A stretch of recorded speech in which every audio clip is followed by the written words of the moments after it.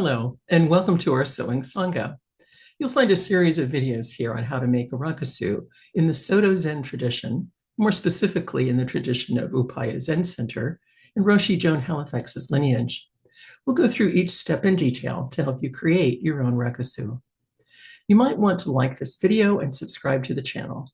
Click on the notification bell so you'll learn when new videos are posted. If you have any questions and comments, please post them in the comments section. We'll do our best to answer them.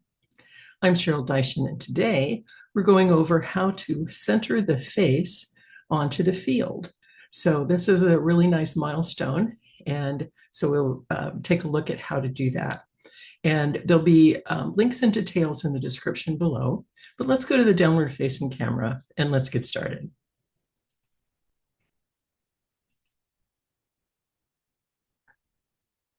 Okay, so the first thing is that you've probably noticed in the Rakusu book or the Jukai book with the Rakusu instructions, there'll be pieces that are going to be the interface and the white cotton.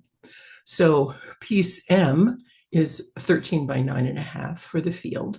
And you'll also be marking a interfacing that is, or I'm sorry, piece M is the interfacing and piece P is the from out of the white cotton. So both of those pieces will be made of 13 by 9.5, and that will make up your field. So interfacing is, hang on a second, there we go. Interfacing is a non-woven material. You want to get the sew-in kind, non-woven interfacing, not the iron-in, because you don't want to have any places in your rakusu that might get, if they stick together, they might kind of get hard or inflexible. So you want the rakusu to hang nicely and not have that kind of issue. So this non-woven, it's 100% polyester. And if you can't find this, if you can't find the sew-in, or you really, really prefer not having anything that is not a natural fiber, go ahead and use 2 pieces of the cotton, and that will work just fine. Because as you can tell, this is very thin and flexible. So interfacing is a wonderful thing for garment construction, and you will need interfacing for your the field part of your rakusu. So like I said, if you prefer and don't want to work with polyester at all, then use 2 pieces of cotton. Let's move that to the side. And here's our piece of white cotton. So the white cotton needs to be treated before we begin. And what you'll wind up doing is, here's piece P, say that real fast, right? Piece P, piece P. That the 13.5 by, or 13 by 9.5 for the field. And this is going to be the back of the field with that, the face strips in front of this. You won't see them both at the same time. This will be on the back. And this is going to be what your teacher will be putting calligraphy on, will sign, will also be using the seals of the Zen Center. So there'll be different things on here. And it also depend on in Upaya, there'll be specific seals, a specific saying, that kind of thing, and Roshi Joan's signature. In other Soto Zen traditions, it might be different. There might be a different look and feel when everything is said and done. But at any rate, the first thing you want to do with this material is you cut out and it'll be, and to clarify, it'll be 100% cotton. And you want to have something that's tight weave, just like you picked for your quilting cotton for your the black. Now it could be quilting cotton, and again you want that nice tight weave. So both sides, see how nice and tight. This is a really nice one, and this one I'm going to be telling myself that this is actually a pillowcase, and there are pillowcases out there with a very high thread count. They're 100% cotton and a beautiful feel to them, and they work just great. So whichever you prefer or whatever you have expense for is just fine. So sometimes Land Zen has terrific sales on very high quality linens. So at any rate, the next step here then is to cut the piece in the right size. And you're going to soak this in a solution of 50% soy milk and 50% water for 30 minutes. Now, don't rinse it out, but just, kind of when you take it out of the mixture, kind of squeegee it out. And then you're going to stretch it out on a terry cloth towel, just like you would a sweater. Have you hand wash a nice sweater, and you want to make sure it's doesn't get stretched or reconfigured. And for instance, we can, kind of demonstrate here, just put it on a towel. What I actually wound up doing is to set the excess water at a fresh towel, and just rolled this one up, and no, don't wring it. That would get in some creases. So just squish it, and you'll get some of that extra fluid out of there. But then let it dry on a fresh terry cloth towel, and let that dry, and you'll have a nice surface for writing. Now, if you're wondering about what in the heck is she talking about with this soy milk, is that this actually primes the fibers to be able to take the ink a lot better. It's a tried and true, apparently. I hadn't heard of it either. And I looked it up, and in sewing and in folks who do dyeing of different materials, they use that soy milk technique quite often. Now, you also want to make sure you're finding a soy milk that is only soy milk, soy, not fillers or flavors or any extra things. West Soy is a great brand for that. They have soy milk that's only soybeans and water. So that would be a good choice for that. And I think that's I'm trying to think if there's anything else I wanted to be sure to point out. But I think that this will be part of your frame, and so it's an important part of this. So it will show from the back, and you'll be able to see. You'll be sending it in blank, and when you'll be getting it back with the stamps and your new Dharma name and all of that good stuff will be on this fabric. So that's why you want to make sure it's a nice piece of 100% cotton. All right, so let's put that to the side. And it's time to take a look at this guy.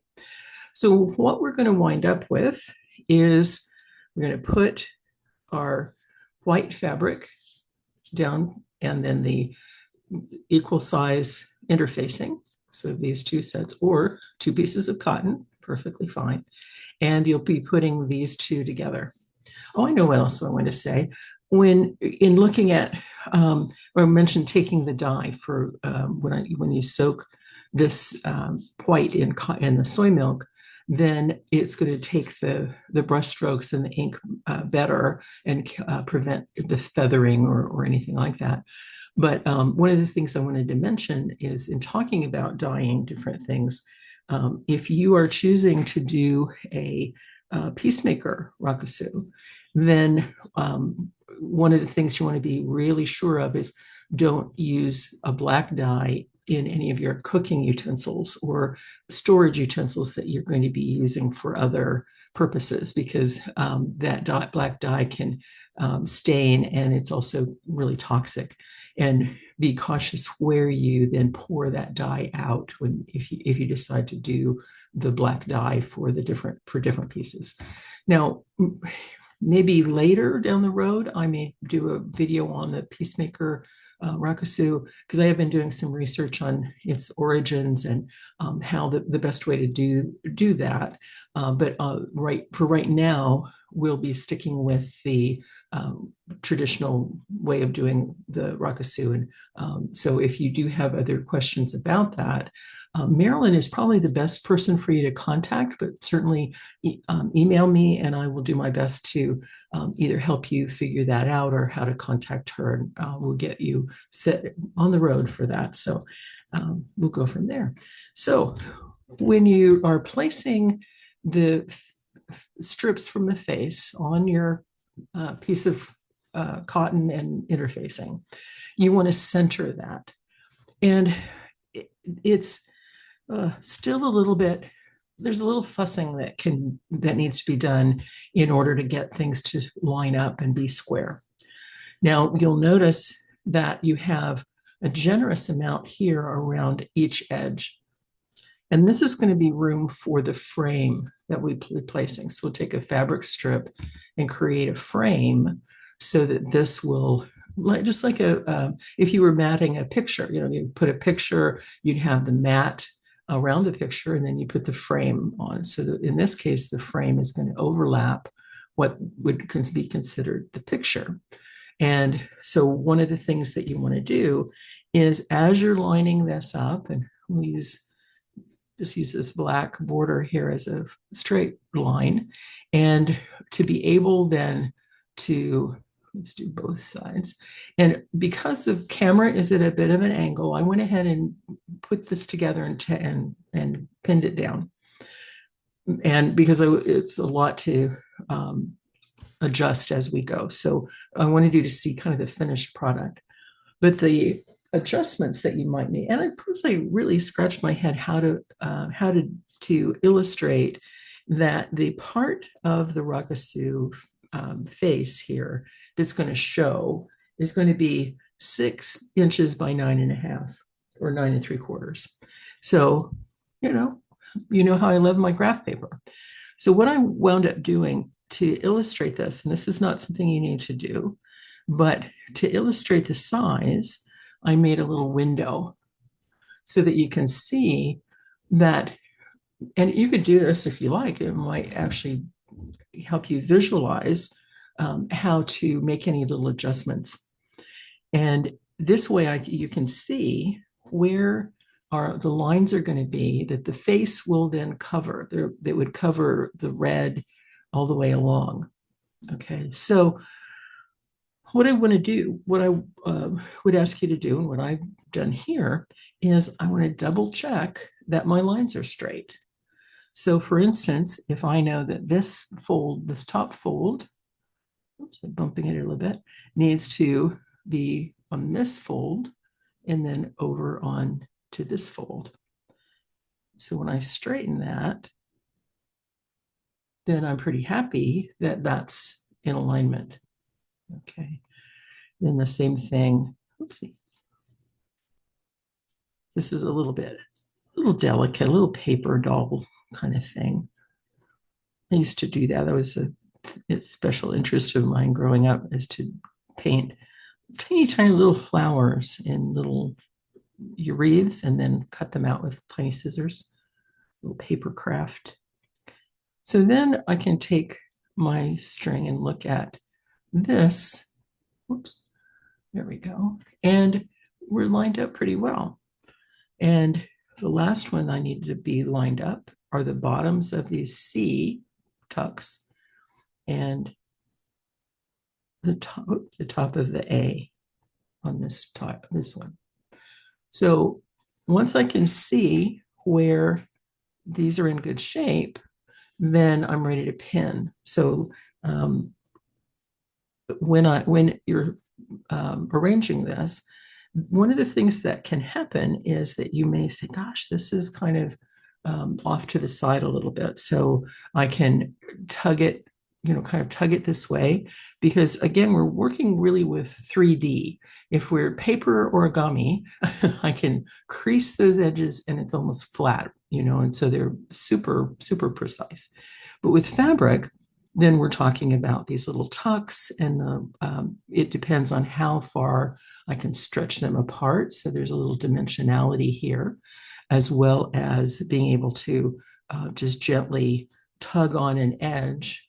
So if I, kind of tugged on this little corner, then I might, like for instance here, might be a good example to just give that a little tug and discover that, oh yeah, I can, that's much more in alignment. I like that. Then to pin this, and then just double checking to make sure that all of the important components are in this nice square. Okay.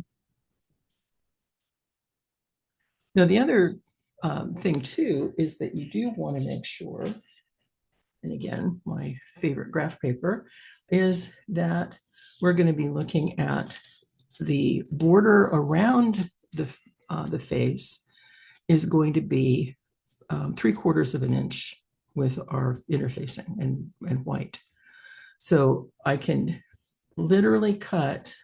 It's, I can use a ruler, but I can also go, the ruler technique would be more like going one to, like on down the road. With the just using, taking your graph paper and cutting these a row of 3 like this, then I have a 3/4 inch ruler that is the same all the way across, and I can just tuck that in there and be happy that I have my 3/4 inch on each side.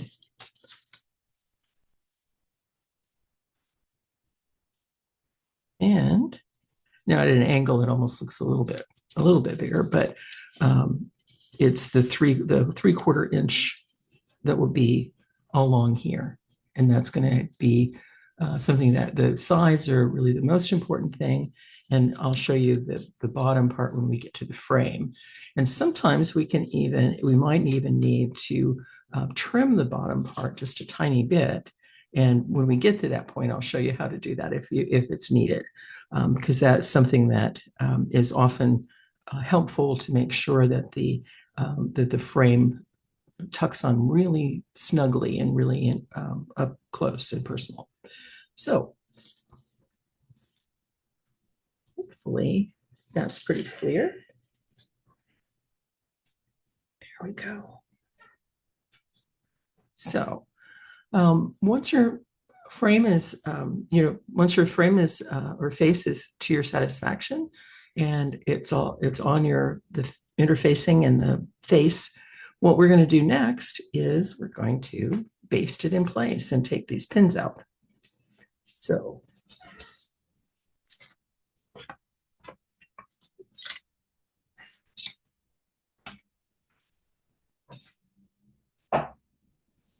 take have fixed my some needles here. And we get okay. So what I'd like to do is just have you baste along with me, and we're going to just be like a 1/4 inch along the edge here. And you can mark that with your pen if you want to, or your soap, or whatever you're using to mark, or just kind of freehand it, because these stitches will be coming out, and you're going to be not measuring them for any purpose other than approximately a 1/4 inch.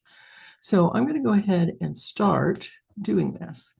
So if you like, I'm going to maybe watch along with me as we do this basting.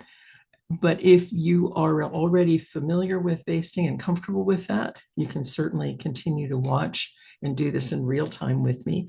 My goal too is to have almost a real-time sewing. For if you put all the videos together, you'd get the real time that it takes to make a rakusu.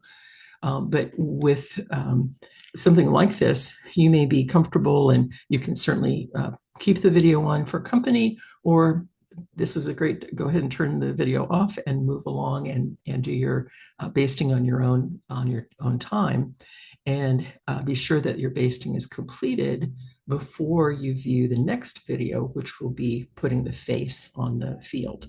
So I'm going to continue to baste, and you can join me at your leisure, and we'll go from there. So there won't be any more to the video than this. So you're welcome to either watch or head on out. So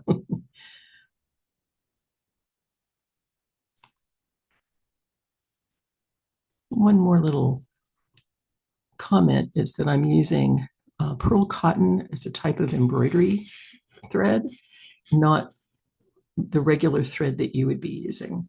So it certainly is larger, and it's a larger needle than you would be using. just so you can see it. Oops. And of course, having some fun with the pins. There we go. This is actually one of the reasons to baste, and that way you get these pins out of your way and you're not sticking yourself with the pins and having them in the road.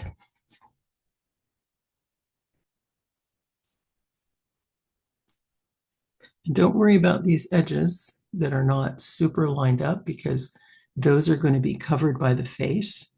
And you may have noticed in the Rakusu book that Marilyn shows leave these raw edges as they are. No need to trim them or anything like that.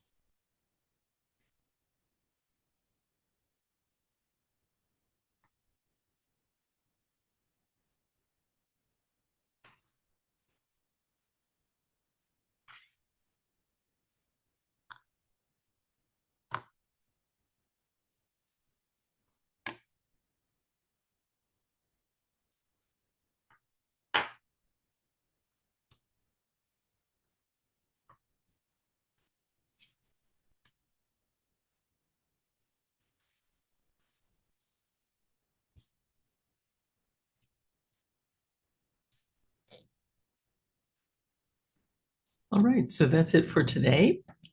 And be sure to complete this part, the centering and basting the face to the field. And for the next episode, we're going to be taking a look at putting the frame around this part. So we're getting there. This is a real nice milestone. When the frame goes on, I think you're going to be feeling like you actually have a Rakusu in your hands, which is a really great thing. So thanks for listening. If you have any questions or comments, again, leave them in the comments section. Subscribe to the channel, click on the notification bell, and you'll learn about new content. So take it easy, take care, and I'll see you in the next one.